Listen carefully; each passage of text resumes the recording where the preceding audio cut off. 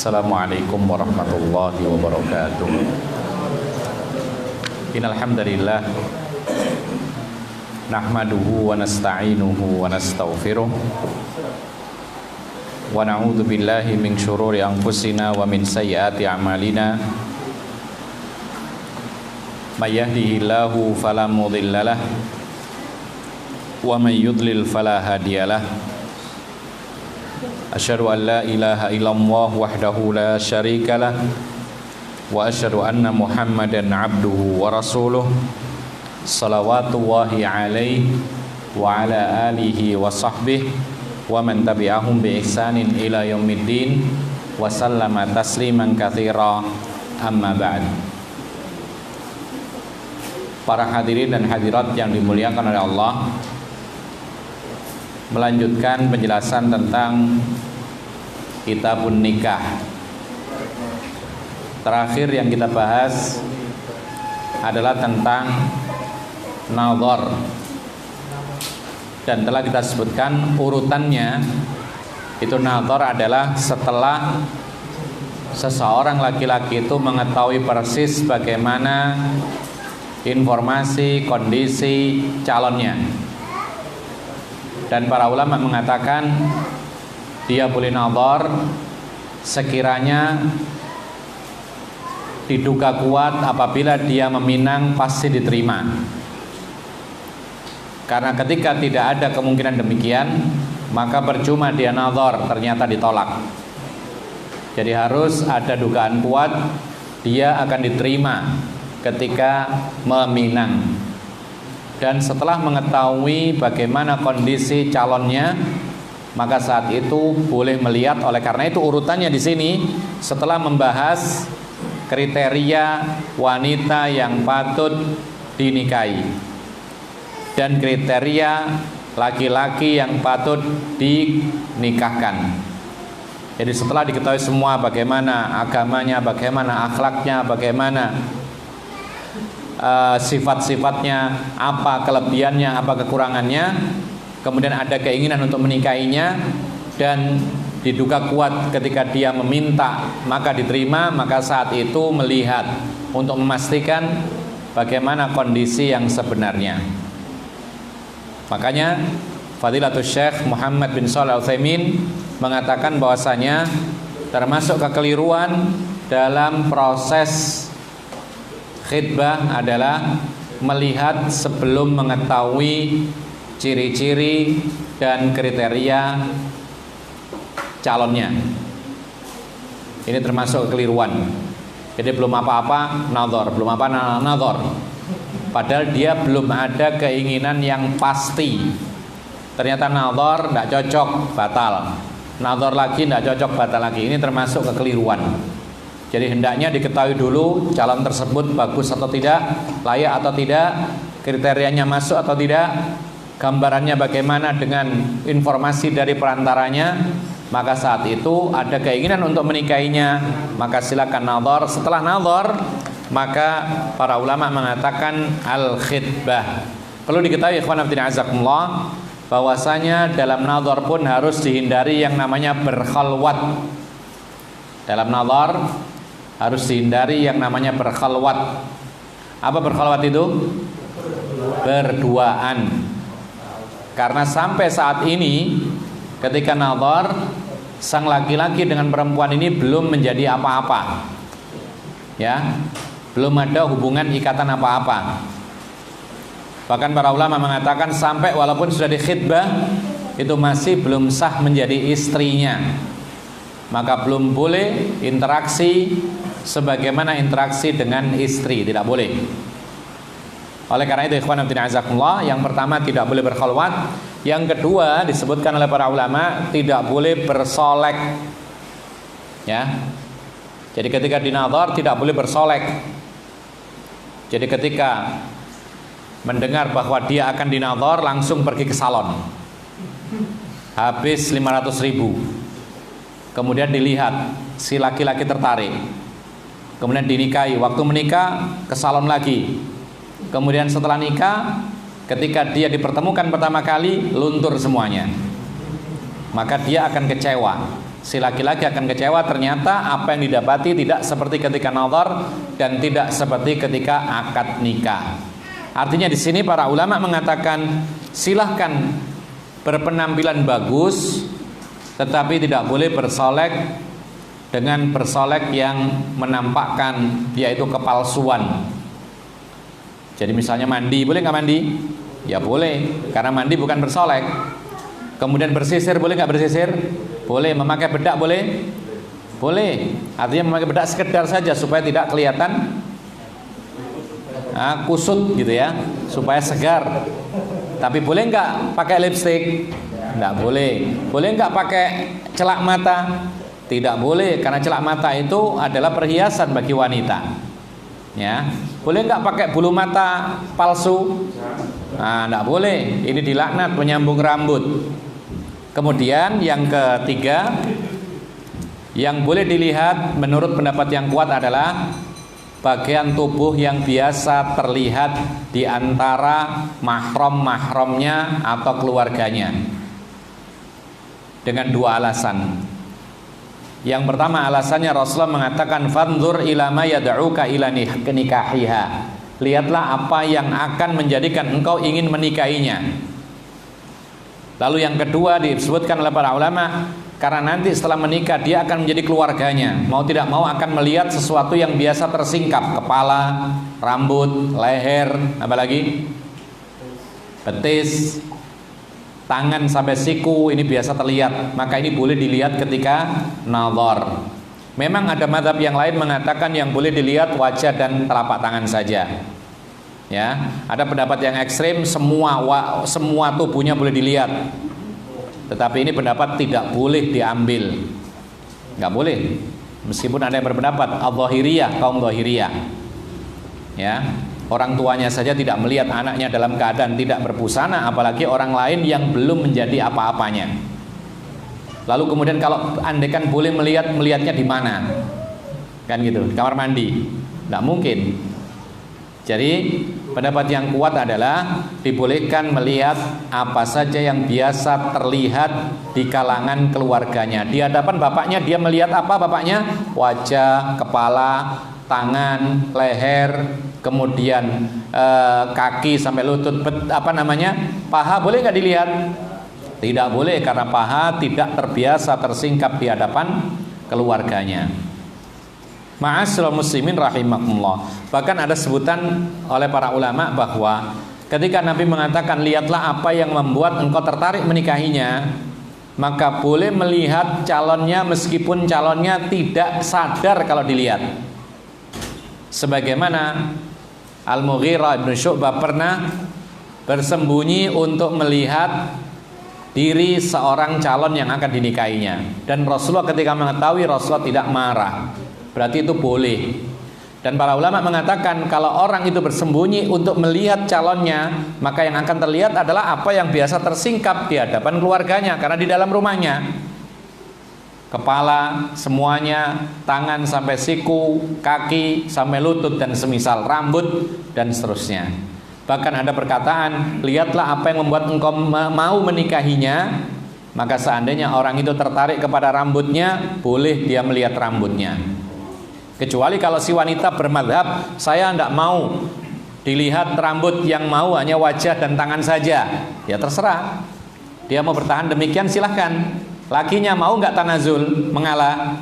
Ya, kalau nggak mau mengalah ya sudah, nggak jadi, kan gitu. Jadi misalnya laki-laki menganggap bahwasanya yang boleh dilihat adalah apa saja yang biasa tersingkap di hadapan keluarganya. Ini laki-laki. Lalu perempuannya menganggap bahwasanya yang boleh dilihat adalah wajah dan telapak tangannya. Lalu si laki-laki mengatakan, coba saya lihat rambutnya. Si perempuan mengatakan tidak boleh. Bagaimana jalan keluarnya? Mengalah salah satu kalau bisa. Kalau tidak, ya sudah, tidak usah diteruskan. Ya. Jadi misalnya, dan subhanallah beberapa saat yang lalu ada ikhwan menceritakan kepada kami, dan dia bertanya, dia mau nadhor. Dia mengatakan, Ustaz, saya mau nadhor. Oh iya bagus, sudah tahu, sudah. Semuanya tahu, sudah. Dari siapa? Dari orang tuanya langsung, boleh. Perantaranya adalah orang tuanya, bagus. Informasinya sudah semuanya, iya. Kelebihan kekurangan sudah semua, iya. Pendidikan, iya. Bagaimana nanti kalau mau menikah kelanjutannya, bagaimana? Sudah semua, semuanya rapi sudah. Rencana-rencana setelah menikah persis rapi semuanya. Kemudian dia bertanya, Ustadz, saya ingin melihat rambutnya lurus atau keriting. Kalau lurus saya tidak mau, kalau keriting mau. Boleh nggak saya mensyaratkan kalau dilihat maka tidak boleh dikuncit? Jadi syaratnya begitu. Boleh nggak saya melihat, nanti saya syarat lepas kuncitnya sehingga kelihatan rambutnya? Boleh nggak kira-kira? Jawabannya boleh. Karena Rasulullah mengatakan fangdur ila ma yad'uka ila nikahiha. Silakan dilihat apa yang membuatmu tertarik untuk menikahinya. Kalau engkau tertarik dengan rambutnya, silakan melihat rambutnya. Ya. Kalau tertarik dengan wajahnya, cukup dengan wajahnya. Dan semisalnya. Ma'asyiral muslimin rahimakumullah. Lalu yang berikutnya al-khitbah, baru proses khitbah. Khitbah itu bahasa kita apa? Meminang atau melamar atau apa? Lamaran, meminang atau khitbah. Khitbah bukan khutbah ya. Jangan salah, beda kha-nya di kasrah dengan di dhamma. Kalau di dhamma khutbah ceramah. Kalau khitbah meminang. Yang kita bahas adalah khitbah meminang. Jangan bilang khitbatul jum'ah, salah. Yang benar apa? Khutbatul jum'ah. Kalau khitbah itu khitbati atau khitbatul mar'ah, itu benar. Ya, jangan dibalik-balik, kadang-kadang kebalik ini. Nah, al khutbatu hiya talabuz zawaji minal mar'ati bil wasilatil ma'rufati bainan nas.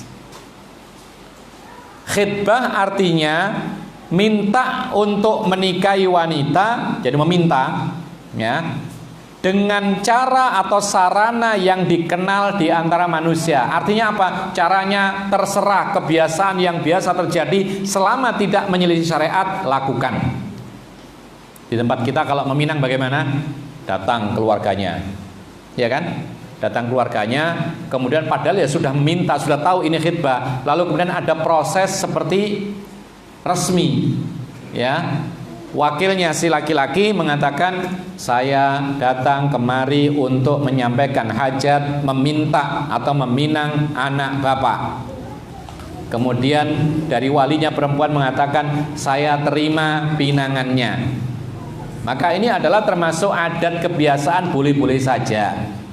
Andai kan tidak berucap apa-apa, tapi ketahuan bahwasanya ini adalah proses pinangan meminta, maka ini juga sah. Karena tidak ada kalimat-kalimat ijab qabul khusus untuk meminang. Maka kembalinya kepada kebiasaan orang setempat itu. Tapi boleh nggak bawa-bawa makanan? Jawabannya boleh semuanya, tidak terbatas. Lakukan apa yang menjadi kebiasaan masyarakat setempat selama tidak menyelisih syariat. Silakan. Jadi bawa-bawa hadiah dalam rangka apa? Untuk lamaran.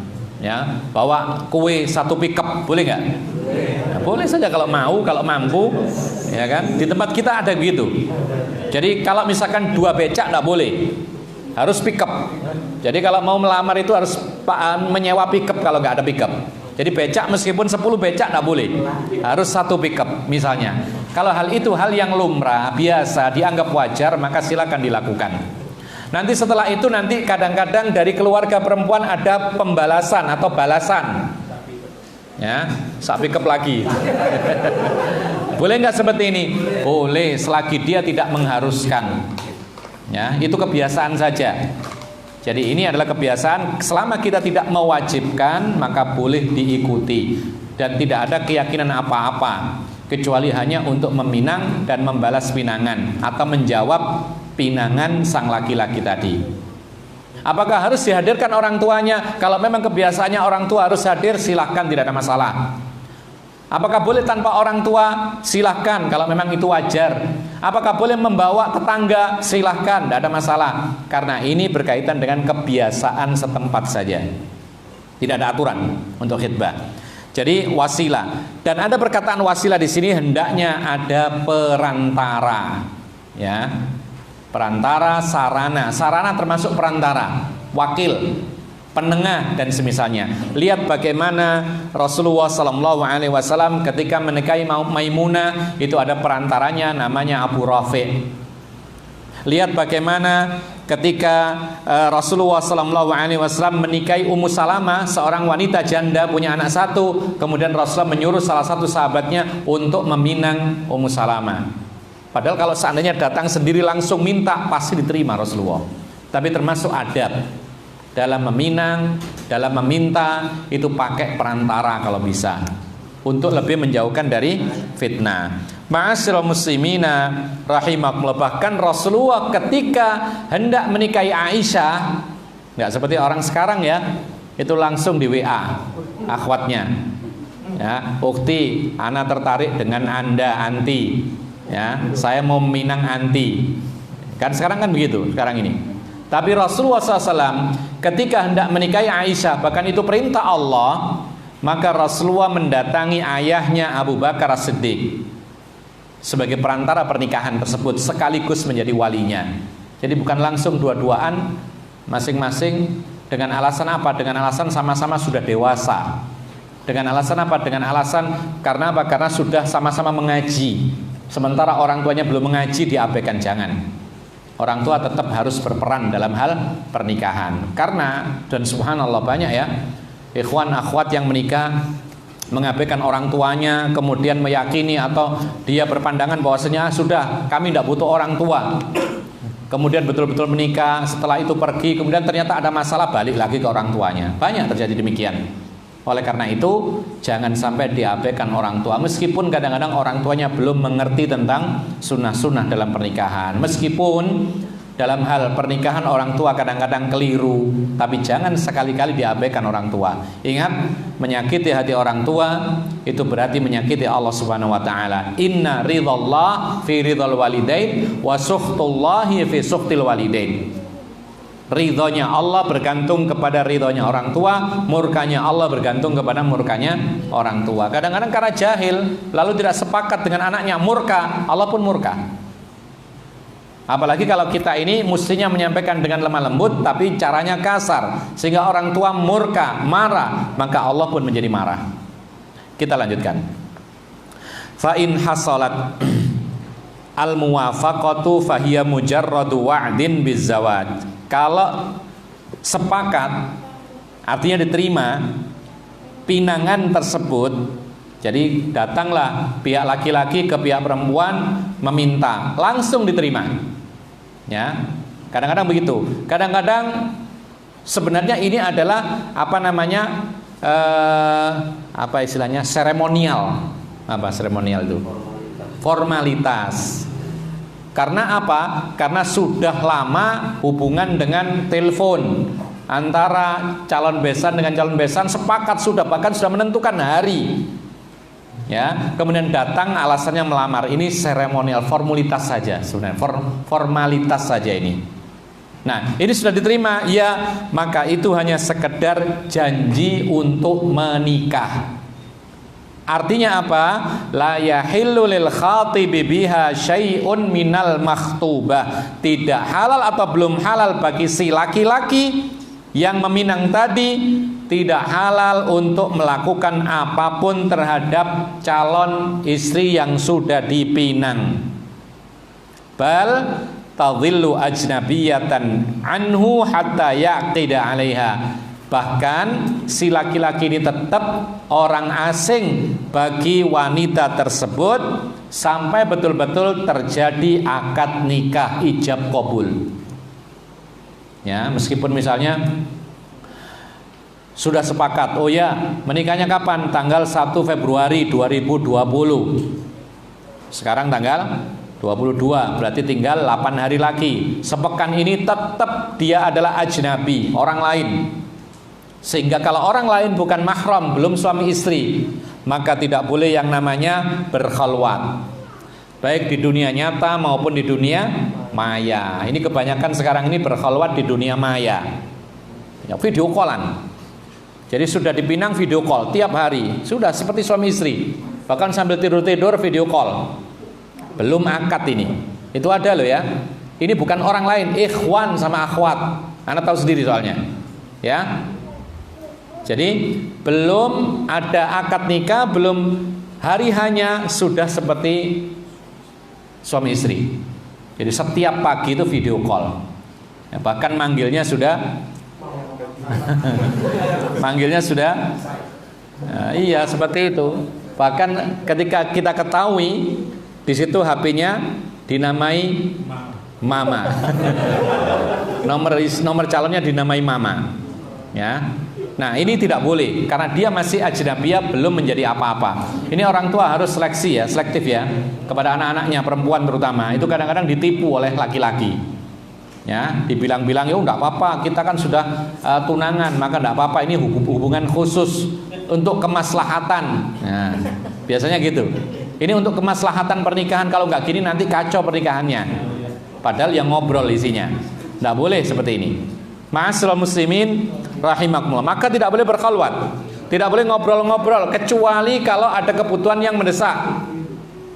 Kalau bisa ngobrolnya dengan walinya supaya tidak ada fitnah. Ya, kan belum jadi, bisa saja batal gitu loh. Ya kan? Betapa banyak orang mau menikah sudah hari H ditentukan, bahkan undangan sudah tersebar, ya. Ternyata apa? Ternyata batal, dengan sebab apapun ternyata bisa batal. Bahkan ada yang kurang 1 hari batal, bahkan pada hari hanya batal pun juga ada. Dan ini menguatkan bahwa dia selagi belum akad nikah belum menjadi suami dan istri, sehingga belum boleh berhubungan sebagaimana suami istri. Tidak boleh ngobrol macam-macam, tidak boleh WA-an, ya, tidak boleh video call apalagi, ya. Nah, ma'asyiral muslimin rahimakumullah, ada lagi yang beralasan, oh saya video call mengingatkan supaya dia tekun ibadah. Nah, ini alasan. Ini was-was setan, bisikan setan. Ya. Ada lagi yang lebih parah lagi, ikhwan akhwat itu belum ada hubungan apa-apa itu saling WA-an, saling mengingatkan kalau sholat, kalau kajian, ayo ukhti kajian. Nah, itu asalnya adalah karena Facebookan. Terjadi ini ikhwan dan akhwat ketika bukan Facebook, WA. Jadi sama-sama punya nomornya. Ini asalnya nggak kenal ini, tapi kenal karena dalam satu lembaga, ya, sama-sama mengajar misalnya. Kemudian otomatis ada nomornya dia karena kadang-kadang interaksi sama-sama mengajar. Lalu kemudian biasanya kalau WA itu ada status, ya, maka si akhwat membuat statusnya bagus sekali. Statusnya adalah status berkaitan dengan hikmah. Kemudian si ikhwan melihat statusnya akhwat ini bagus, tertarik, dikomentari, Masya Allah ukhti statusnya bagus sekali. Nah, si ukhtinya ini juga mengatakan GR dia, Alhamdulillah. Itu saja asalnya, Alhamdulillah. Si lakinya merasa ada respon, tambah lagi, ukhti kalau ada istilahnya artikel bagus tolong dikirimi saya. Nah, mulai, ya. Kemudian tidak respon. Kemudian si laki-laki mengatakan, bagaimana? Apakah ada artikel bagus atau kalimat mutiara? Lalu dikirimi. Terus akhirnya apa? Akhirnya tanya-tanya, anti umur berapa? Nah, ini mulai, ya kan? Oh iya betul. Ya. Hati-hati, ini perangkap setan. Jadi kalau kita ini serius, ya, tanyakan kepada walinya. Antum kalau gentleman, ya, itu datang ke walinya, tanya, kenalan sama walinya, tanya-tanya yang serius. Jangan keburu naldzor, tanya serius kepada walinya. Kalau memang tertarik, tapi sebelumnya coba dengarkan bagaimana suara. Artinya nama baiknya wanita ini bagaimana, kesalehannya bagaimana, lanjutkan. Artinya hubungi walinya atau perantara yang lain. Ya, jadi ma'asyiral muslimin rahimakumullah, tidak boleh berkhalwat, tidak boleh interaksi yang tidak ada manfaatnya atau interaksi yang sifatnya tidak dibutuhkan. Kemudian juga tidak boleh sering-sering menelpon, apalagi kita tahu ya, kalau ikhwan akhwat menelpon itu beda dengan ketika nelpon kepada ibunya. Ya, itu ketahuan kok. Ada dahulu itu ada santri ya. Santri itu hampir setiap pekan itu nelpon. Karena dulu masih diizinkan setiap Jumat itu nelpon. Nelponnya lama sekali. Ketika ditanya, nelpon siapa? Umi. Nelponnya Umi. Kemudian kita coba tanya yang lain. Yang lain juga nelpon umiknya. Ditanya, kamu kalau nelpon umiknya berapa lama kira-kira? Paling lama berapa? Ya paling 5 menit, 10 menit sudah. Lah ini kok sampai sejam? Ternyata apa? Ternyata ketika dicek oleh sebagian ikhwan yang lain, ditugaskan ternyata ada ketawa-ketawanya, ya, ada masalah-masalah yang sifatnya itu adalah tabu dan semisalnya. Ternyata itu pacaran. Jadi ikhwan fillah ini tidak boleh, ya, berkaitan dengan laki perempuan, karena dia belum menjadi apa-apanya maka tidak boleh berinteraksi secara khusus. Kemudian kita lanjutkan, wala yahillu lil muslimin an yakhtiba ala khitbati akhi. Diperhatikan tidak boleh bagi seorang muslim laki-laki meminang di atas pinangan orang lain. Maksudnya orang Islam yang lain. Jadi antum tertarik kepada tetangga, ya, anak tetangga, tapi anak tetangga ini sedang proses, maka antum haram hukumnya memproses dia. Kenapa? Karena dia sedang diproses. Antum haram hukumnya untuk meminang dia karena dia sedang proses pinangan orang lain. Kenapa demikian? Liqauli Ibnu Umar radhiyallahu anhuma, nahan Nabi sallallahu alaihi wasallam an yabi'a ba'dukum ala bai'i ba'dhin wala yakhtibir rajulu ala khitbati akhi hatta yatrukal khatibu qablahu aw ya'dhana lahul khatib. Didasari oleh hadis Ibnu Umar, semoga Allah meridhoinya, Nabi sallallahu alaihi wasallam melarang sebagian kalian menjual di atas jualan sebagian yang lain. Saya jualan HP, misal datang pelanggan, ini loh HP bagus, berapa harganya? 1 juta. Mereknya apa? A. Kualitasnya bagaimana? Demikian. Jadi apa namanya? Semuanya jelas. Lalu dia menawar, 900 saja ya. Ini yang membeli menawar. Saya tawarkan 1 juta, dia menawar 900. Lalu kemudian ada pedagang yang lain mengatakan, sini barang yang sama dengan itu saya kasih 900. Pedagang yang lain ngambil pelanggan saya, diberikan barang yang sama dengan yang saya tawarkan persis, lalu dia mengatakan, ini saya kasih harga 900. Maka dia pasti tertarik. Kenapa? Karena lebih murah, ya kan? Tapi bagaimana perasaan saya sebagai pedagang yang pertama? Apa perasaannya kita? Senang? Hah? Marah. Ini menawar belum selesai, saya jualan belum selesai, tawar-menawar belum beres, kok tiba-tiba disikat, yaitu pelanggan saya. Otomatis ini marah. Makanya para ulama mengatakan, alasan hukum kenapa saya tidak boleh menjual di atas jualan orang lain, itu karena perbuatan seperti ini menimbulkan permusuhan, kebencian, dan ujung-ujungnya bisa sampai bunuh-bunuhan. Apalagi kalau barang itu mahal, ya, sekali untung sampai ratusan ribu misalnya, maka seperti ini menimbulkan perselisihan, kebencian, bahkan saling bunuh-bunuhan. Jangan dikira gara-gara seperti ini kemudian tidak bunuh-bunuhan, ya. Jangankan masalah seperti ini, tukang parkir dengan tukang parkir itu bisa bunuh-bunuhan. Gara-gara apa? Gara-gara ngambil satu pelanggan saja, diarahkan ke tempat dia, maka dia sakit hati kemudian akhirnya membunuh. Bisa terjadi. Apalagi ini untung melayang diambil dia. Untung satu HP misalnya bisa sampai 50.000, melayang diambil pedagang yang lain, pasti akan marah. Islam mengajarkan kepada kita menutup semua sebab kebencian dan permusuhan. Ditutup semua sebab, sekecil apapun. Demikian pula kata Rasulullah, jangan sampai seorang laki-laki itu meminang di atas pinangan saudaranya. Apa maksudnya? Apa alasannya? Sama dengan jual beli tadi. Bahkan para ulama mengatakan membeli di atas pembelian orang lain yang belum selesai pun juga tidak boleh. Ya, saya sedang membeli, membeli HP, ya. Kemudian saya tawar 900.000 ya. Kemudian si pedagang mengatakan, oh jangan, 1 juta. Lalu ada tiba-tiba datang pembeli nomor 2. Dia mengatakan, ya sudah saya beli 1 juta. Bagaimana saya? Saya akan marah. Ini belum selesai, saya juga akan naikkan, tapi pelan-pelan. Maka pedagang akan merasa senang karena dia segera laku barangnya. Tetapi di sini menimbulkan kebencian dan permusuhan. Demikian pula meminang di atas pinangan orang lain.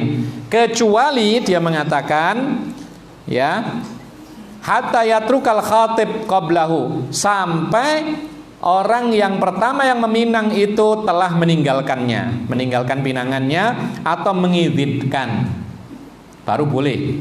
Jadi gini misalnya, kita tahu bahwasanya si fulana, ukhti ini sedang proses dengan si A, ya, tapi nggak ada jawaban lama. Akhirnya apa? Akhirnya si A ini males wis, sudah saya tidak mau, ditinggalkan. Kita tahu bahwasanya si A sudah meninggalkan si wanita yang dipinang ini atau diproses ini, maka kita boleh masuk meminangnya atau memprosesnya. Ini satu. Atau si laki-laki yang pertama memberikan izin kepada yang kedua, ya, karena mungkin lama nggak dijawab-jawab atau masih prosesnya lama, istikharahnya terlalu lama misalnya pihak perempuannya, maka kemudian pihak laki-laki yang pertama mengizinkan kepada kawannya, kamu mau tak maju? Ya silakanlah, barangkali saja itu nasibmu, kan gitu. Diizinkan, maka boleh. Jadi meminang di atas pinangan orang lain. Atau yang ketiga disebutkan oleh para ulama, atau kalau kita tahu persis bahwa laki-laki yang pertama jelas-jelas ditolak, ya, jelas ditolak, maka kita boleh masuk proses. Yang keempat, atau misalnya karena kita tidak tahu bahwa wanita ini sedang diproses, lalu kita masuk proses dan wanita tidak memberitahu, yang salah yang pihak wanitanya. Jadi misalnya gini, kita laki-laki mau meminang si perempuan. Saya tidak tahu bahwasanya perempuan ini sedang proses dengan laki-laki. Ternyata apa? Ternyata saya diterima misalnya. Padahal dia sedang proses belum selesai. Maka yang salah, yang keliru adalah pihak perempuan. Dia tidak memberitahu kita dia sedang diproses oleh laki-laki yang pertama. Sehingga ikhwan fillah azakumullah, kapan boleh kita melamar wanita atau proses wanita sedangkan dia sedang diproses oleh orang lain? Yang pertama ketika pihak yang pertama sudah meninggalkannya. Lalu yang kedua, pihak yang pertama mengizinkan kita. Yang ketiga, kita tahu bahwa dia yang pertama jelas-jelas ditolak. Yang keempat, kita tidak tahu bahwa dia sedang dipinang atau diproses oleh laki-laki yang lain. Dan ini pernah terjadi pada zaman Rasulullah. Fatimah bintu Qais, ya, itu pernah dipinang oleh 2 laki-laki, sebagian mengatakan 3 laki-laki, yaitu Abu Jaham, Muawiyah, dan Usamah. Abu Jaham, Muawiyah, dan Usamah. Maka Fatimah bintu Qais bertanya kepada Nabi, wahai Nabi, siapa yang aku terima kira-kira? Kok bisa langsung 3? Para ulama mengatakan ini karena mereka saling tidak mengetahui, ya, saling tidak mengetahui. Atau satu yang lainnya juga mengizinkan. Ini mungkin. Nah, tanya kepada Nabi SAW, bagaimana ini Rasulullah? Ada beberapa orang laki-laki yang meminang saya. Maka Rasulullah mengatakan, adapun Abu Jaham, maka dia suka mukul, jangan. Adapun Muawiyah, dia tidak punya apa-apa, belum punya apa-apa, jangan, belum siap dia, ya, miskin sekali. Maka patutnya engkau nikahi Usamah ibnu Zaid, ingkih Usamah. Maka kemudian awalnya Fatimah binti Qais tidak suka, maka karena taat kepada Nabi maka menikah dengan Usamah. Lalu kemudian dijadikan pernikahan ini adalah pernikahan yang berkah. Kemudian wala yahillu lahu khutbatul mu'taddati min talaqin raj'i li annaha zaujah. Tidak boleh, tidak halal meminang wanita yang sedang masa iddah karena talak raj'i. Talak raj'i itu adalah talak pertama sebelum habis masa iddah dan talak kedua sebelum habis masa iddah. Itu talak raj'i. Sekali lagi, talak raj'i itu adalah talak pertama dan talak kedua sebelum habisnya masa iddah. Contoh begini. Malam ini seorang laki-laki menceraikan istrinya, cerai yang pertama. Nah, maka sang istri harus menjalani masa iddah, menunggu masa. Berapa banyak? 3 kali masa haid. Sebagian mengatakan 3 kali masa suci. Kita ambil saja salah satunya supaya nggak bingung. Wanita yang ditalak oleh suaminya, dia menunggu masa 3 kali masa haid. Jadi ketika malam ini suami menceraikan istrinya, ya, maka wanita menunggu masa iddah. Nah, selama menunggu masa iddah ini namanya raj'i. Suami boleh rujuk, ya, selama masa 3 kali haid. Kira-kira 3 bulan, karena umumnya wanita haid itu sebulan sekali. Tapi rujukannya bukan bulan ya, haidnya. 3 kali haid selesai, berarti kalau tidak rujuk di masa iddah itu maka sudah keluar, bukan lagi istrinya. Jadi begini sekarang, kita ulangi lagi. Ini bab yang agak sulit ya, talak itu. Dikatakan oleh para ulama demikian, harus sabar belajar tentang talak. Jadi jangan sembarang talak. Ada orang talak istrinya ketika sangat marah, suami langsung mengatakan, kamu saya talak 1000. Nah, ada yang begitu, saking semangatnya. Tidak boleh, ya. Talak itu ada urutannya, 1 dulu, lalu mengalami masa iddah, rujuk atau tidak. Kemudian talak yang kedua, ada masa iddah, rujuk atau tidak, dan semisal. Contoh begini, malam ini si laki-laki mentalak istrinya. Contohnya dia mengatakan, kamu malam ini saya talak. Mudah-mudahan tidak ya, ini contoh saja. Kamu malam ini saya talak. Maka syaratnya talak yang sah itu adalah ketika ditalak wanita itu tidak dalam masa haid, tetapi dalam masa suci yang belum dikumpuli dalam masa sucinya, itu baru sah. Jadi kalau dia mentalak istrinya dalam keadaan haid, tidak sah, batal. Mentalak istrinya dalam keadaan suci tapi habis dikumpuli, tidak sah juga. Tunggu sampai suci lalu belum dikumpuli, jatuhkan talak. Ini banyak yang nggak tahu. Orang itu sekedar aja talak, marah dikit talak, marah dikit talak, ya. Kopinya telat talak. Nah, tidak benar seperti ini. Nah, ada yang seperti itu, temperamental. Tidak boleh. Jadi ada aturannya. Fatalliquhunna li'iddatihinna. Talaklah dengan cara masa iddahnya, ada hitungannya. Taib. Sekarang suami mentalak istrinya, yaitu waktu itu suci dari haid dan belum dikumpuli, maka jatuh talaknya, talak 1. Maka dia menunggu masa. Dia kan suci, ya. Haid yang pertama, haid yang kedua, haid yang ketiga, maka habis masa iddahnya. Kalau belum dirujuk dalam masa iddahnya, maka istri sudah menjadi orang lain, ya. Di masa iddah tadi talak 1, di masa iddah talak 1 tadi, maka suami boleh merujuknya. Makanya dikenal dengan istilah talakun raj'i, talak yang bisa dirujuk. Bagaimana rujuknya? Ada 2 cara.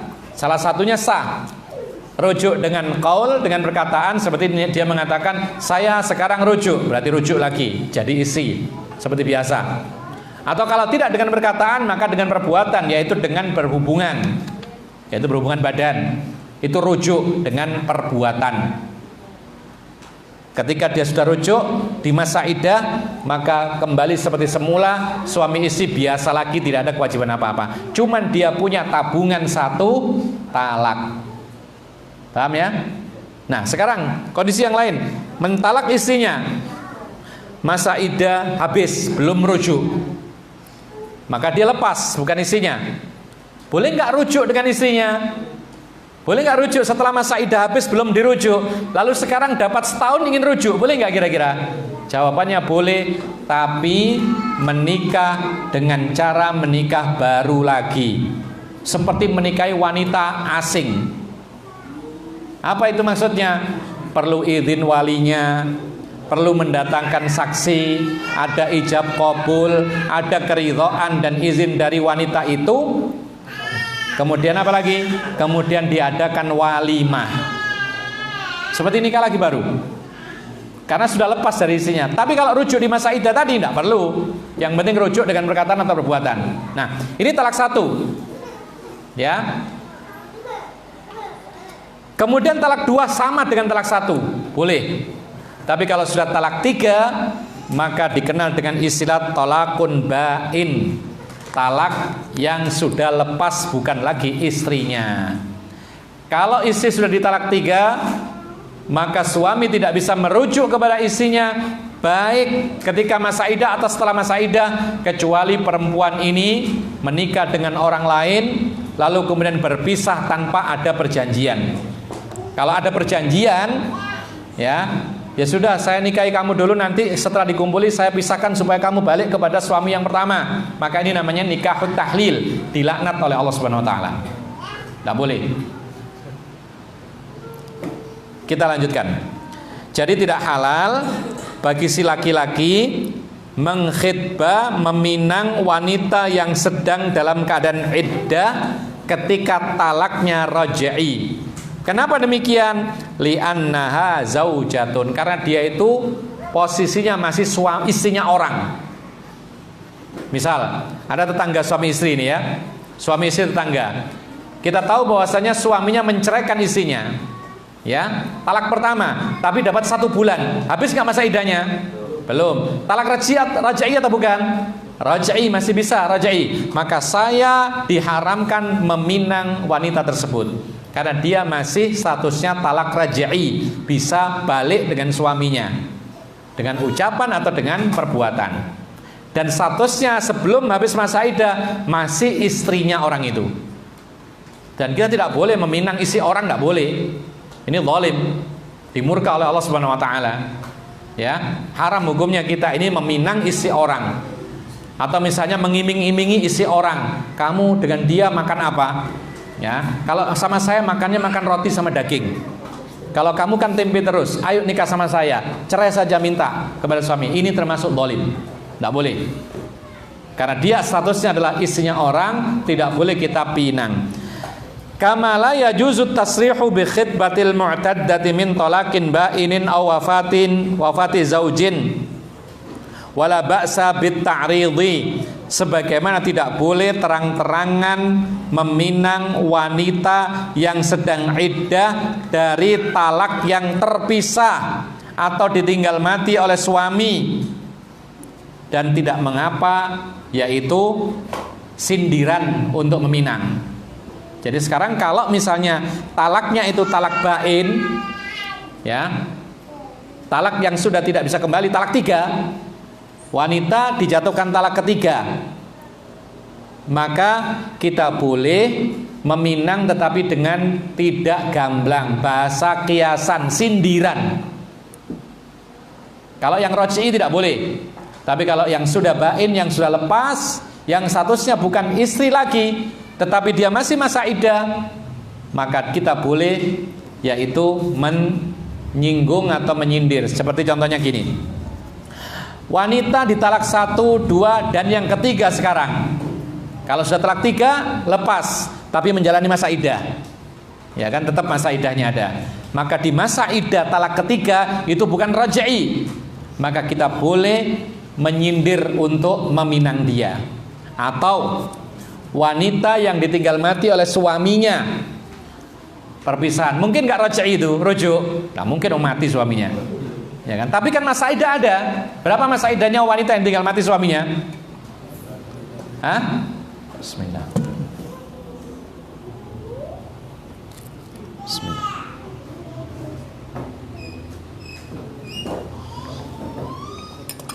Berapa lama masa iddahnya wanita yang ditinggal mati suaminya? Kalau yang dicerai itu 3 kali masa quru', yaitu quru' itu haid atau suci. Kalau wanita yang ditinggal mati oleh suaminya, masa iddahnya arba'ata asyurin wa asyratu ayyam, 4 bulan 10 hari. Nah sekarang ada wanita ditinggal mati oleh suaminya, dia menjalani masa iddah baru sebulan, kita tertarik dengan dia, bolehkah kita pinang? Kita pinang boleh, tapi dengan cara bahasa kiasan, tidak boleh gamblang. Karena apa?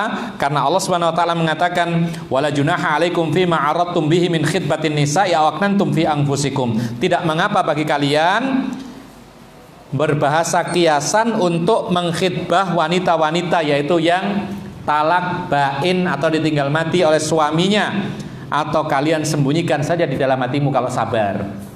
Contohnya begini, kalau ada janda ya, janda yang ditinggal mati suaminya belum habis masa iddahnya, ada seorang laki-laki betul-betul tertarik, ya, tertarik ini, dan dia betul-betul tahu persis bagaimana wanita ini. Cuman dulu kedahuluan temennya menikahnya, dan ternyata subhanallah tanpa didoakan kok mati suaminya, gitu loh. Dan dia tidak menunggu jandanya, enggak, tapi secara kebetulan demikian takdir Allah. Lalu dia ingin sekali menikahi janda ini, belum habis masa iddahnya. Dia takut kalau dia ini kedahuluan orang lain, maka dia boleh datang ke walinya, kemudian mengatakan bahasanya bahasa kiasan.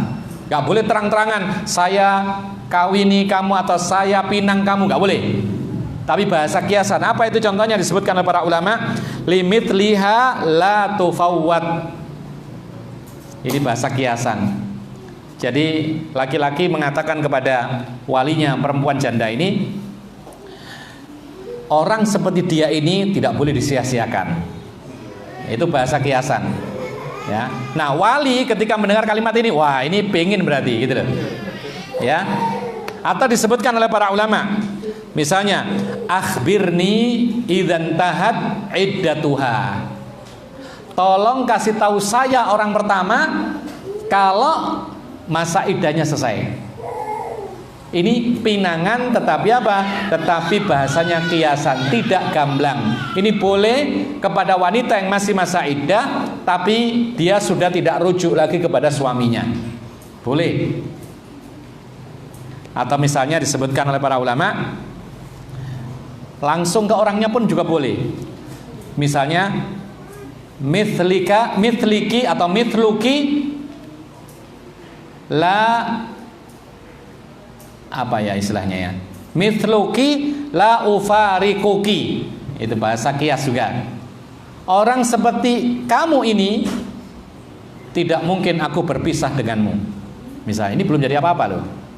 Ini kalimat pinangan tetapi bahasanya kiasan, tidak gamblang. Ini dibolehkan kepada wanita-wanita yang sedang dalam masa iddah tetapi tidak mungkin rujuk kepada suaminya, talak 3 dalam masa iddah, atau wanita yang ditinggal mati oleh suaminya. Adzan dulu, kita sambung setelah adzan insyaallah.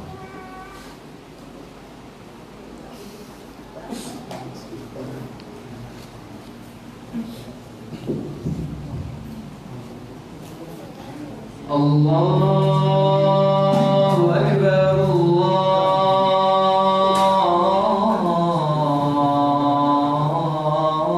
Akbar,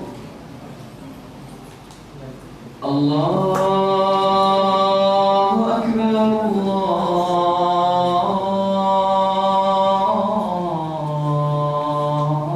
Allahu Akbar. Asyhadu an la ilaha illallah.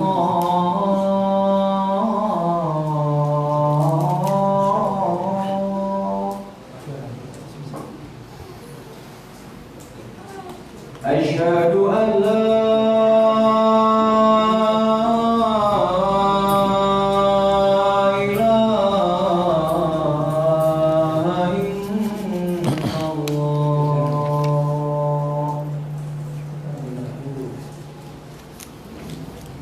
Asyhadu anna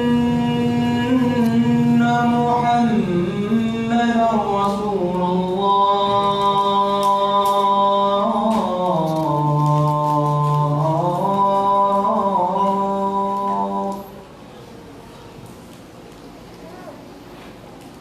أشهد أن محمدا رسول الله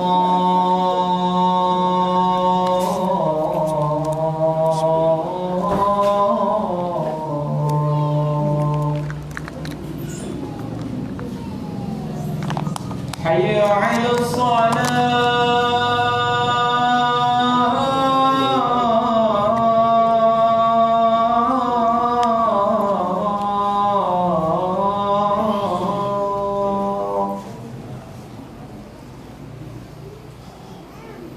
حي على الصلاة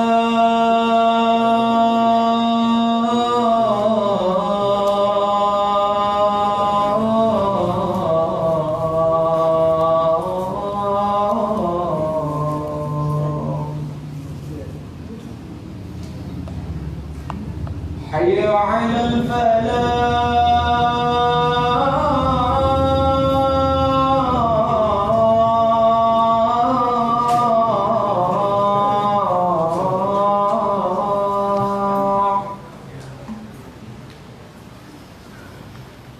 Kuncinya punya saya yang depan tambah ada kresek juga. Yang depan ada kresek. Yang depan kerdus tambah kresek yang di depan itu ada. Kan ada dua ini yang sebelah. Yang depan aja tuh 20 ya. Tambah 3 di kresek. Oh, tiga. Oh, iya. Ya, di kresek. Terus yang tengah itu punyanya Pak Ivan semua. Dua kerdus. Tadi saya punya kerdus soplet itu punya saya. Kenapa? Kerdus soplet itu punya saya. Depan. Oh, depan Anda. Oh, yang dua-dua belakang punya Pak Iwan dulu. Iya, Oh. dia 50, ya. Yes. لا إله إلا الله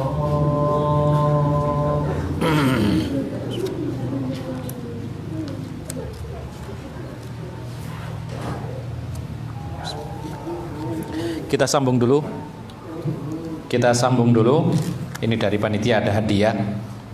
Insya Allah nanti sesi terakhir kita akan ada pertanyaan sebagai penyemangat untuk mendapatkan hadiah.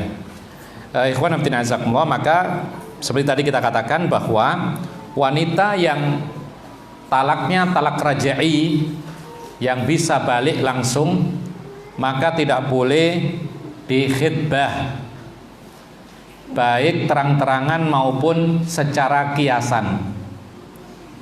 Tetapi wanita yang talaknya talak bain itu adalah talak yang tidak mungkin rujuk, seperti talak 3, ya, atau talak 1-2 tapi sudah selesai masa iddah, itu namanya talak bain. Demikian pula wanita yang ditinggalkan mati oleh suaminya sedang menjalani iddah, maka dibolehkan untuk meminang dengan cara kiasan bahasanya. Tadi contohnya sudah kita sebutkan, ya. Apa tadi contohnya? Wanita seperti kamu ini tidak boleh disia-siakan, misalnya. Kalau kamu selesai masa idahmu, tolong saya orang pertama kali yang engkau beritahu, ya. Wanita seperti kamu ini saya tidak bisa tenang membiarkanmu. Nah, ini termasuk juga kiasan, ya. Ini yang dicontohkan para ulama begitu. Baik. Cuman masalahnya adalah ini dikatakan kepada walinya kalau bisa, karena nanti akan timbul fitnah kalau tidak ke walinya. Kemudian ikhwan fillah azakumullah, nanti akan ada pertanyaan, antum ingat-ingat tadi ya. Akdun nikah, masalah akad nikah, ruknahu, 2 rukunnya adalah al-ijabu wal qabul. Ijab dan qabul. Ijab itu dari wali, qabul dari laki-laki yang menikah. Wa yushtaratu li sihhatihi, dan disyaratkan untuk keabsahan ijab qabul ini adalah yang pertama idznul wali, mendapat izin dari sang wali. Jadi kalau walinya tidak mengizinkan, tidak sah pernikahannya. Yang disyaratkan di sini izinnya, bukan kehadirannya. Kemarin kita sebutkan ya. Yang disyaratkan ini izinnya, memberi izin atau tidak. Kalau memberi izin meskipun tidak hadir, tidak mengapa.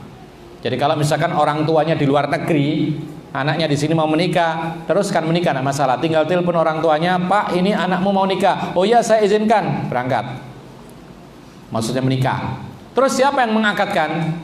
Bisa diwakilkan, karena walinya ada. maka diwakilkan kepada siapa saja yang bisa menikahkan.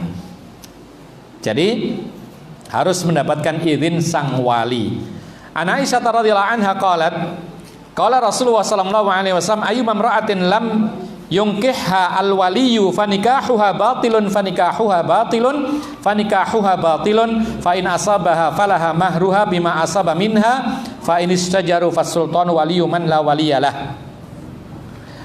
Dasarnya adalah hadis Aisyah radhiyallahu anha, dia mengatakan Rasulullah bersabda, wanita mana saja tanpa kecuali. Artinya apa? Meskipun wanita itu adalah wanita terhormat sekalipun, meskipun wanita itu wanita sepintar apapun, wanita itu gelarnya profesor sekalipun, kalau menikah tetap pakai wali. Ya, ini Islam. Tidak dibeda-bedakan. Walaupun bagaimana, tetap wanita itu dinikahkan, bukan menikah sendiri.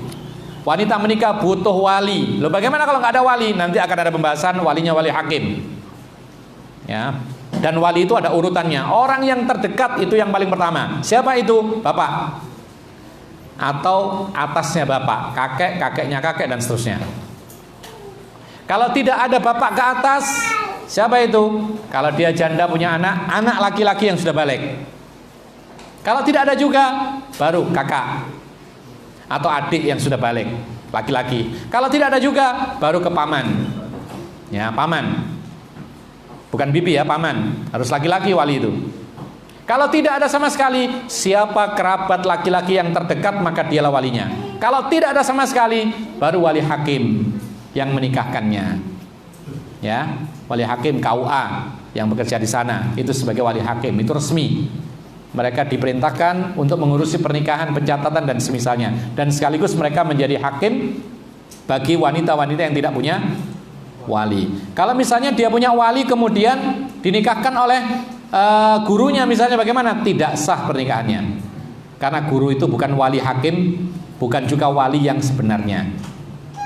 Karena wali itu ada dua. Kalau nggak wali sebenarnya, maka wali hakim. Nah, sekarang gurunya bukan siapa-siapa, bukan walinya, bukan hakim, dan seterusnya.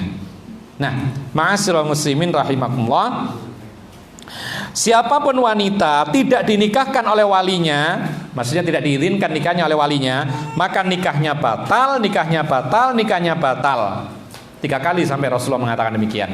Dan ini menunjukkan bahwa pendapat sebagian ulama seperti Imam Abu Hanifah membolehkan wanita yang mengerti, wanita yang cerdas, wanita yang berakal untuk menikahkan dirinya sendiri tanpa wali. Ini pendapat yang sangat lemah, tidak boleh diambil.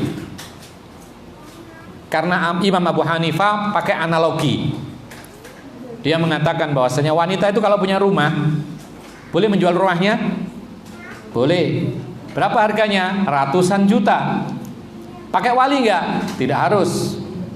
Maka menikahkan dirinya dengan mahar yang sedikit atau banyak terserah dia, boleh-boleh saja. Ini menurut pendapat Abu Hanifah. Pakai analogi kias. Tapi para ulama membantah. Mereka mengatakan kias tidak berlaku kalau ada dalil. Dan di sini dalil, wanita manapun yang menikah tanpa izin wali, maka nikahnya batal, nikahnya batal, nikahnya batal. Baik, kalau kejadian bagaimana? Fa in asabaha falaha mahruha bima asaba minha. Kalau ternyata betul-betul menikah, nekat menikah tanpa wali, tanpa izin wali, kemudian si laki-laki mengumpuli istrinya, maka tidak boleh diteruskan, dipisah, lalu maharnya tetap diberikan kepada perempuan tersebut sebagai ganti kenapa dia mengumpuli wanita yang tidak boleh dikumpuli. Sebagai ganti hal ini, fa in istajaru fasultanu waliyula man la waliyalah. Maka kalau misalnya tidak ada walinya, jadi dicari walinya nggak ketemu-ketemu, mencarinya susah, ya, hilang walinya, maka daripada tidak menikah, laporkan ke pemerintah, penguasa yang sah, kantor urusan agama, kemudian sultan penguasa itulah yang menjadi wali bagi siapa saja yang tidak punya wali. Taib. Yang kedua, syaratnya ijab qabul itu adalah setelah mendapat izin dari wali, maka yang kedua adalah hudurus syuhud, keberadaan atau kehadiran para saksi Berapa saksinya? 2. Dalam pernikahan 2. Beda dengan perzinahan. Perzinahan 4 laki-laki. Tapi kalau pernikahan cukup dengan 2 saksi. Oh, berarti boleh-boleh saja nikah itu nikah, yang penting wali, kemudian calon laki, calon perempuan, 2 tetangganya nikah. Berarti boleh-boleh saja. Hah? Nikah siri boleh? Kalau pertanyaannya boleh atau tidak, maka yang tepat itu sah. Ya. Karena syaratnya terpenuhi. Ditambah lagi keridhaan sang wanita. Syaratnya terpenuhi, apa itu? Wali mengizinkan. 2 saksi minimal. Calon laki, calon perempuan sama-sama ridho. Nikah, tidak ada masalah. Cuman ada kewajiban yang harus ditunaikan, yaitu apa? Yaitu melapor. Kemana? Hah? Bukan kantor polisi. Kemana? Ke kantor urusan agama untuk mencatatkan pernikahannya dan mendapatkan buku nikah. Ya. Kenapa demikian? Karena itu termasuk salah satu bentuk ketaatan kita kepada penguasa. Ati'ullaha wa ati'ur rasulah wa ulil amri minkum. Makanya tidak bosan-bosan kami sampaikan kepada para akhwat, jangan mau dinikahi sirri. Ya, kalau lakinya ternyata istiqomah terus. Kalau ternyata bosan, ngilang.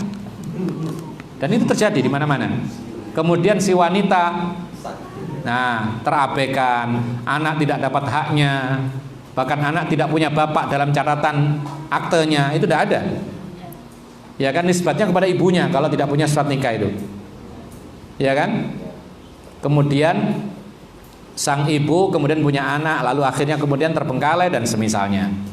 Si laki-laki pun juga jangan menikahi perempuan kecuali betul-betul berusaha untuk mencatatkan pernikahannya ke pemerintah sebagai bentuk ketaatan dia kepada pemerintah atau penguasa yang sah. Dan ini masuk dalam perincian masalah akidah Ahlussunnah wal Jamaah. Perinciannya ya, perinciannya dari masalah akidah Ahlussunnah wal Jamaah, yaitu ketaatan kepada penguasa yang sah.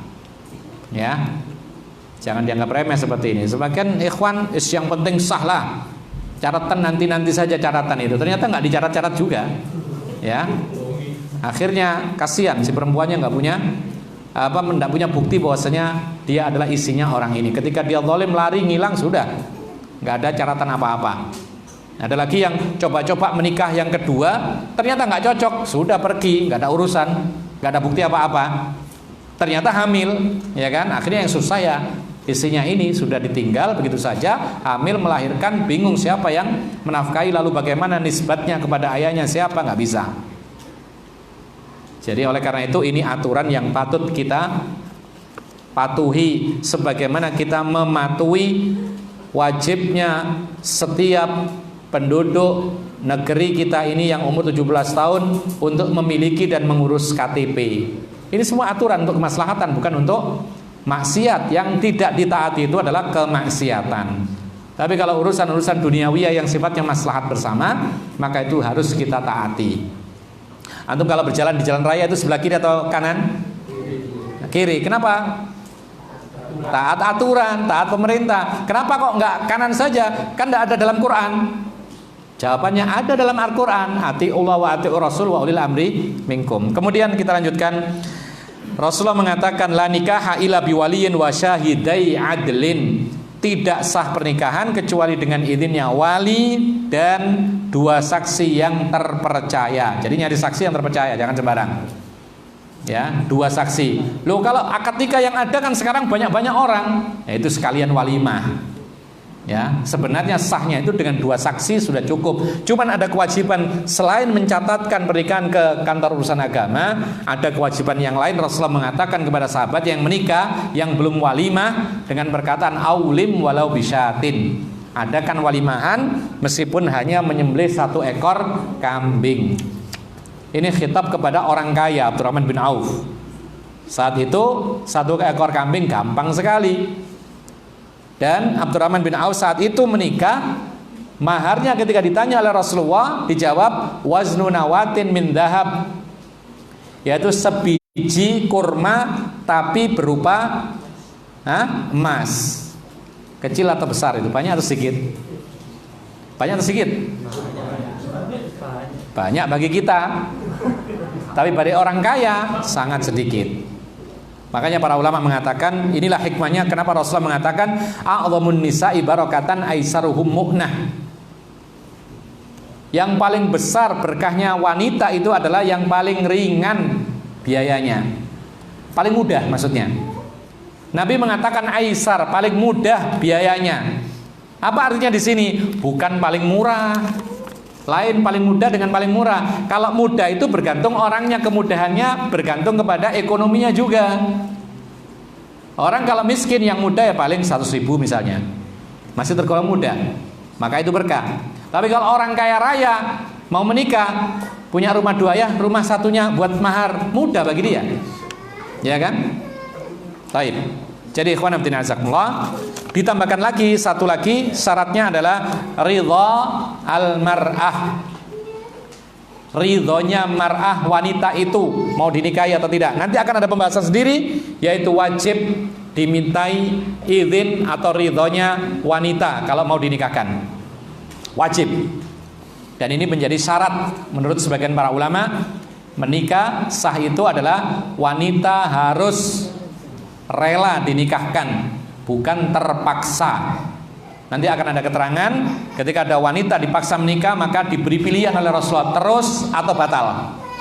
Ya, terus atau batal. Allahu a'lam. Ada pertanyaan di sini? Assalamualaikum waalaikumsalam warahmatullahi wabarakatuh. Ana memiliki niat untuk menikah bulan Syawal. Lalu apakah boleh melakukan nadhar, khitbah dan lainnya waktu Ramadan? Boleh. Nggak ada batasan waktu. Menikah pun Ramadan silahkan. Ya. Yang penting jangan batal puasanya. Ya kan? Kalau batal puasanya ada 5 konsekuensi. Kalau batal puasanya ya, akibat berhubungan badan puasa Ramadan ya, maka ada 5 konsekuensi. 1, dosa. 2, wajib taubat. 3, batal puasanya. 4, mengqadha. 5, membayar kafarat. Itu telah dijelaskan oleh para ulama di dalam masalah ini. Allahu a'lam.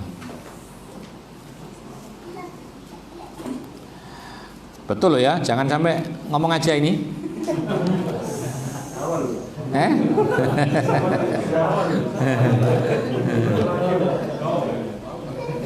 Apakah harus mengundang semua ikhwan? Jawabannya tidak.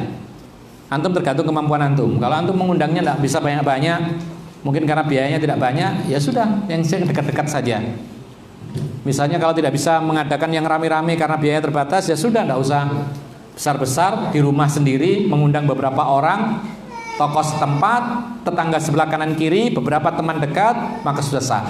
Bahkan subhanallah, Rasulullah pernah bertemu dengan Abdurrahman bin Auf berpapasan, kemudian Rasulullah merasa aneh karena di bajunya Abdurrahman bin Auf itu ada wangi-wangian dari za'faran, parfumnya wanita, ada warnanya. Maka Rasulullah tanya, apa ini? Mahyam, apa ini? Kata Abdurrahman bin Auf, wahai Rasulullah, saya baru nikah. Berarti Rasulullah diundang nggak? Tidak diundang. Dan Rasulullah tidak marah. Maka Rasulullah bertanya bagaimana dan seterusnya. Ada sebuah ibrah, antum kalau tidak mampu mengundang banyak orang, sudah undang secukupnya saja. Bahkan Rasulullah oleh sahabatnya sendiri tidak diundang, tidak ada masalah. Ya. Jadi ustadz nggak diundang nggak usah marah gitu loh.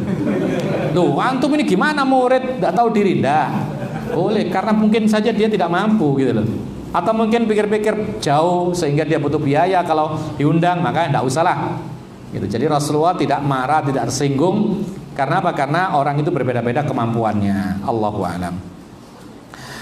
Bagaimana jika walinya memberi izin menikah, namun saat dekat hari H pernikahan si wanita berubah atau tidak ingin melanjutkan, tetapi dari wali memaksa untuk melanjutkan, maka bagaimana hukumnya pernikahan tersebut? Jazakallah khair. Ini terjadi nggak sekarang? Kalau terjadi ya kita katakan kepada perempuannya, sudah ihtisab saja, taati orang tua, berdoa mudah-mudahan baik. Kalau sudah terjadi. Kalau belum, maka tidak harus diteruskan. Ya, karena termasuk syaratnya menikah itu adalah ridha al-mar'ah, ridhonya seorang wanita. Makanya nanti akan ada bab khusus, wanita sebelum dinikahkan harus dimintai izin. Cuman beda antara izinnya wanita gadis dengan janda. Kalau gadis cukup diam, ya. Duk, kamu tak dinikahkan ya dengan si fulan, diem aja. Berarti mau. Ya.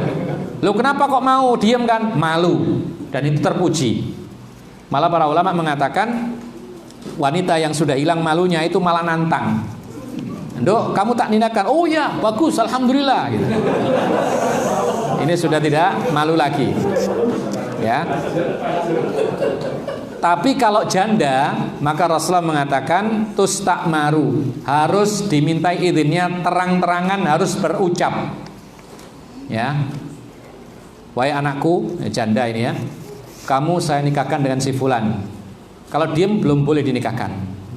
Harus dia mengatakan iya atau alhamdulillah atau apa saja, pokoknya mengatakan dengan terang-terangan, ya saya mau, oh iya silakan, dan semisalnya.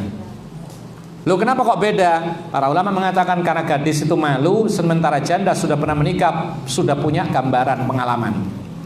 Ya, Allahu a'lam. Jadi kalau memang tidak sreg atau tidak pas, ingat pernikahan itu bukan coba-coba. Bukan untuk sehari, 2 hari, seminggu, 2 minggu, bukan untuk sebulan, 2 bulan, bukan setahun, 2 tahun, sampai mati.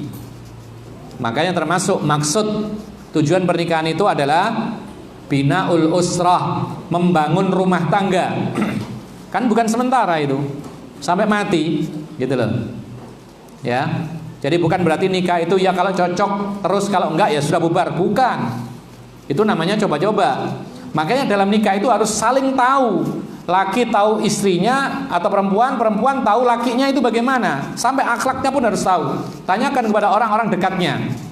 Rasulullah mengatakan almar'u ala dini khalilihi falyanzur ila man yukhalil.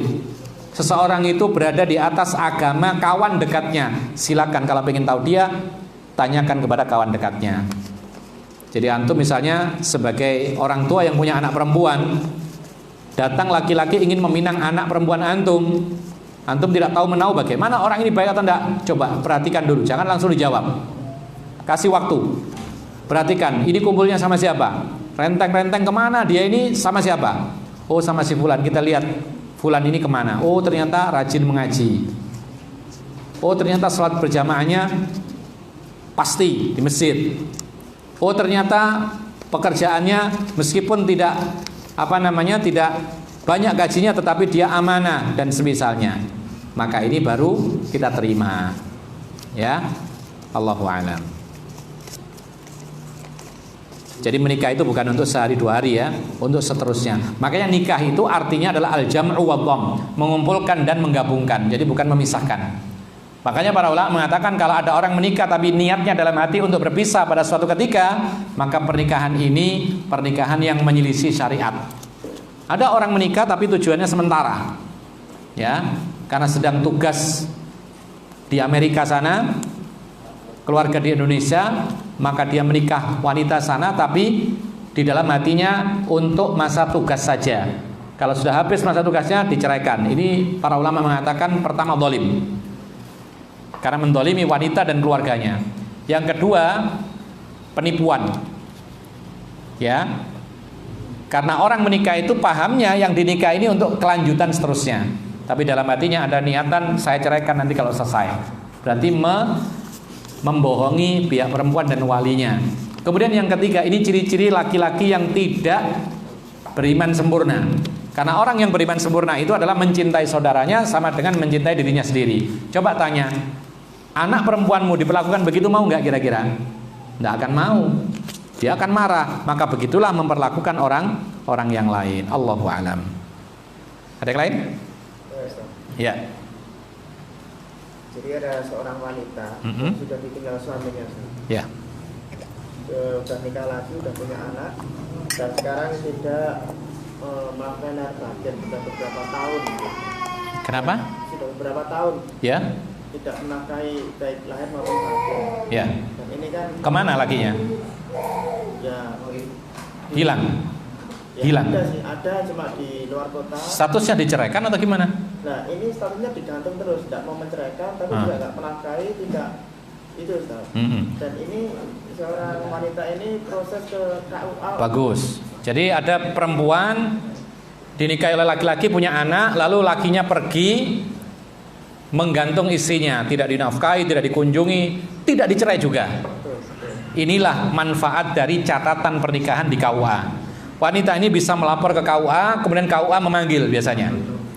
Dipanggil laki-lakinya, kalau nggak datang nanti diproses khulu namanya. Ya, atau proses perceraian dari pihak si perempuan yang menuntut. Maka nanti bisa dijatuhkan cerai oleh pihak KUA. Ini kalau syaratnya tercatat di KUA. Kalau dia tidak tercatat, tidak bisa dia nuntut atau melapor ke KUA. KUA akan mengatakan, loh mana catatan nikah nggak ada. Nah, ini salah satu bukti manfaat daripada catatan pernikahan di KUA. Dan itu sebuah contoh bahwa tidak semua laki-laki menikah itu ingin kebaikan. Ada yang coba-coba seperti tadi, ada yang zalim ketika tidak suka ditinggal begitu saja, tidak dinafkahi, tidak dicerai dan seterusnya. Ini termasuk hal yang kezaliman. Dan benar tadi yang ditempuh adalah melapor ke KUA, kemudian KUA yang akan mengurusinya. Nanti biasanya tidak akan lama jatuh khulu, kemudian dipisahkan oleh KUA nanti. Kalau sudah dipisahkan, dapat surat perpisahan itu, maka wanita ini boleh menikah lagi. Ya. Boleh membantu juga, Ustaz. Boleh membantu proses ke. Boleh, tidak apa-apa, karena yang zalim kan yang lakinya tadi. Kita boleh membantu proses itu. Ya.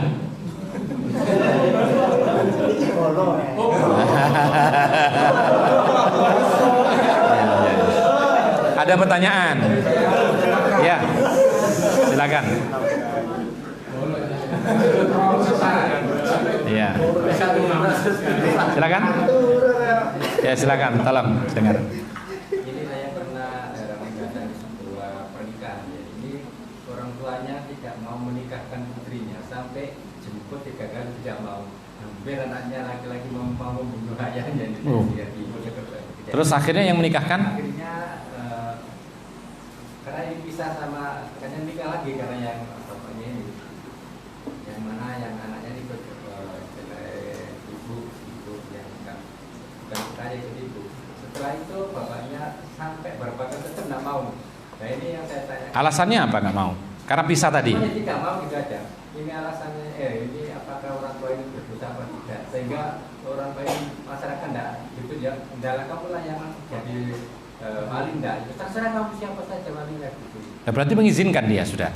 Tapi tidak itu ya. Tidak menunjuk wakil. Tidak. Nah, jadi kalau seperti ini maka ditanya lagi, siapa yang kau tunjuk? Ya, kalau tidak menunjuk maka kembalikan kepada wali hakim. Nanti wali hakim yang menentukan. Enggak apa-apa. Yang penting adalah pertama kali dihubungi adalah orang tuanya sendiri. Dilihat kalau memang dia sudah mengizinkan, kemudian dia tidak mau menikahkan, siapa wakilnya yang ditunjuk. Kalau tidak menunjuk wakil maka laporkan kepada KUA, nanti KUA yang menentukan siapa. Mungkin anaknya kalau ada anaknya, kalau tidak kakaknya, kalau tidak pamannya, terserah wali hakim yang menentukan nanti. Ya. Dan itu kalau seandainya bapak ini bukan hanya sekedar tidak mau datang, tapi tidak mengizinkan, saya tidak rela. Ini namanya waliu adlin. Wali yang menghalangi anaknya nikah, ini dianggap tidak ada wali ini. Jatuh ke tangan wali yang lebih jauh dikit. Siapa itu? Kalau punya anak, ya anak laki-laki yang dewasa. Kalau enggak, ya kakaknya atau adiknya. Kalau enggak, ya pamannya. Gugur perwalian dia. Kalau dia adl, yaitu menghalangi pernikahan tanpa alasan yang syar'i. Ya, ya berdosa kalau menghalangi pernikahan seperti itu. Ada pertanyaan? Siapa yang bisa menjawab? Iya.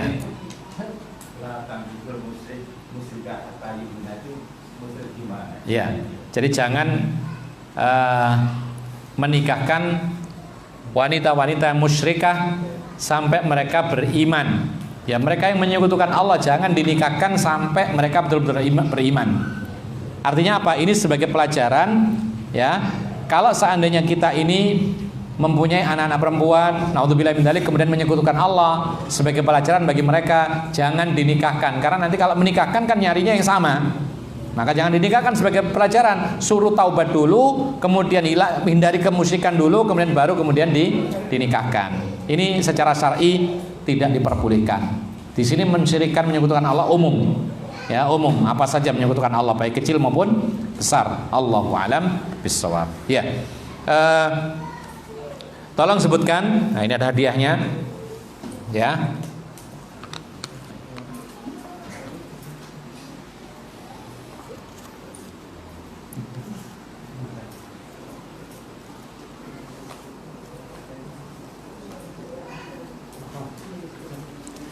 Kenapa wanita yang ditalak raj'i tidak boleh dipinang? Angkat tangan. Ada dia. Yang mana yang pertama?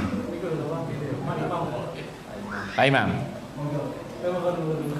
Yang kedua, ya. Silakan. Silakan. Hah? Pak Imam, monggo. Tidak boleh dipinang karena suaminya boleh merujuk kembali. Karena suaminya masih boleh merujuk kembali. Kurang tepat. Masih dalam masa ini. Nah ya tadi kan gini.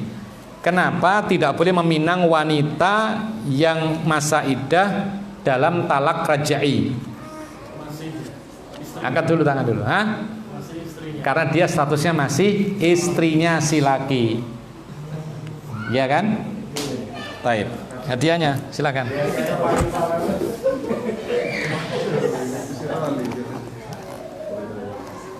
Akhwat sekarang ya. Pakai kertas boleh. Yang dulu menulis maka bisa disampaikan ke depan. Yang pertama kali sampai maka dia dapat hadiah. Sebutkan 2 rukun ijab dan qabul dalam pernikahan, atau sahnya ijab dan qabul dalam pernikahan. 2 rukun saja.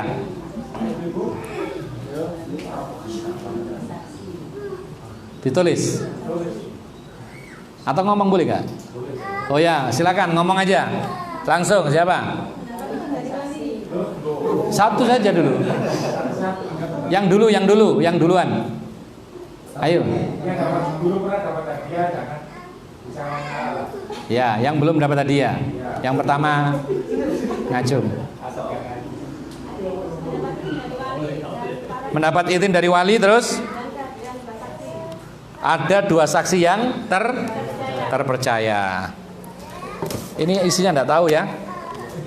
Silakan kasihkan. Rahasia. Hadiah. Hadiahnya gharar. Boleh nggak gharar dalam hadiah?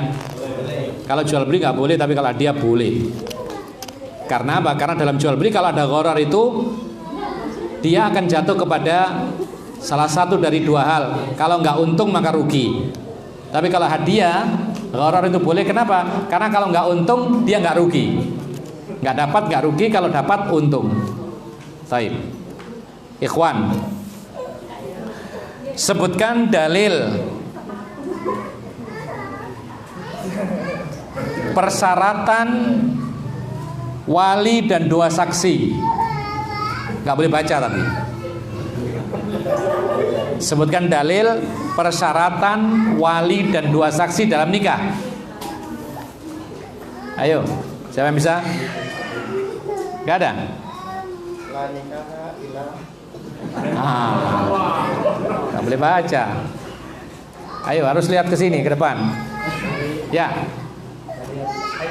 Ya, betul. Apa kata beliau? La nikaha. Dan 2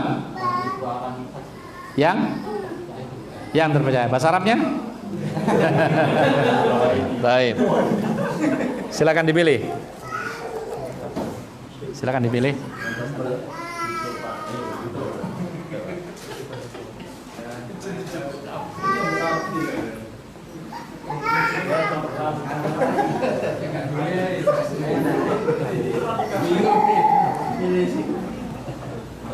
Akhwat lagi, satu lagi akhwat. Mengapa laki-laki dilarang meminang di atas pinangan orang lain? Yang duluan siapa?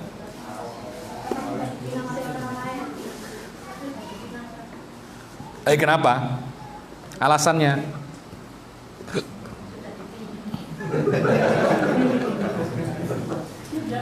Ya kenapa nggak boleh? Alasannya? Karena yang pertama belum melepaskan.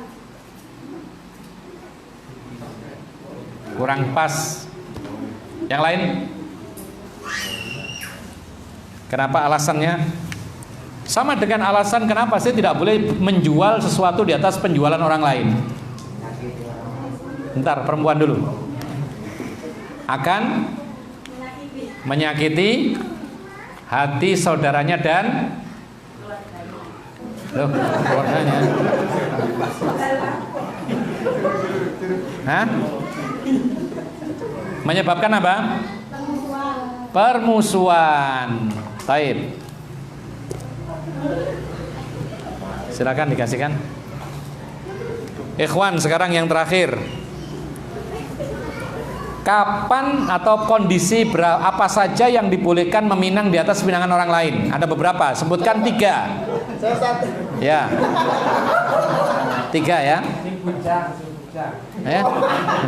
Sudah, yang pertama antum. Ya, 3 saja. 1. Yang pertama Ada depan, ada depan.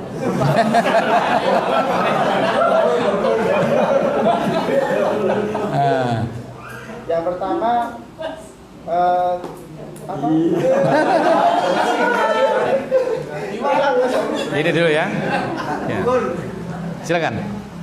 Diizinkan oleh saudaranya. Ya, 1. Diizinkan oleh saudaranya yang pertama tadi. Yang ada kejelasan kalau ditolak.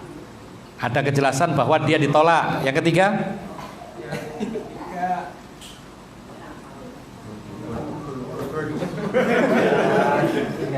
Ayo. Meninggalkan. Meninggalkan. Yang pertama sudah meninggalkan. Silakan. Taib, naktafiuna wallahu alam. Kita cukupkan sampai di sini. Mudah-mudahan bermanfaat. Wa akhiru da'wana alhamdulillahirabbil alamin. Wa sallallahu ala nabiyyina Muhammadin wa ala alihi wa sahbihi ajma'in. Subhanakallahumma bihamdika asyhadu an la ilaha illa anta astaghfiruka wa atubu ilaik. Assalamualaikum warahmatullahi wabarakatuh.